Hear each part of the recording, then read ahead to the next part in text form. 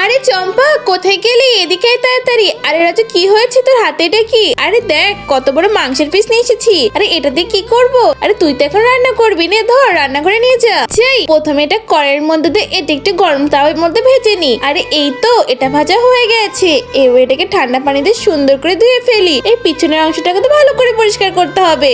এই তো এবার এটাকে সেদ্ধ করার পালা, যে এটাকে সেদ্ধ করতে দিই। বন্ধুরা, তোমরা যদি আপেল খেয়ে থাকো তাহলে ভিডিওটাকে লাইক করে দাও, আর যদি চকলেট খেয়ে থাকো তাহলে চ্যানেলটাকে সাবস্ক্রাইব করে দাও, আর তুমি কোন ক্লাসে পড়ো তা কমেন্ট করে জানাও। এই তো এটা তো সেদ্ধ হয়ে গেছে, যাই এটাকে তুলে ফেলি। এইবার এটাকে তো সুন্দর করে পিস পিস করে কেটে নিতে হবে। যাই এটার গায়ে সসটাকে এবার সুন্দর করে লাগিয়ে দিই। এবার তো এটাকে ডুবো তেলে ভাজতে হবে। আরে এই তো এটা তো মচমচে করে ভাজা হয়ে গেছে। এবার এটাকে তুলে ফেলি। এবার এই মাংসগুলোর মধ্যে এক একে আদা গুঁড়ো, ধনে গুঁড়ো, সয়া সস দিয়ে এগুলোকে ভালো করে মেখে নিই। আরে এগুলো তো সুন্দর করে মাখাতে হবে। আর এই তো এগুলো মাখানো হয়ে গেছে।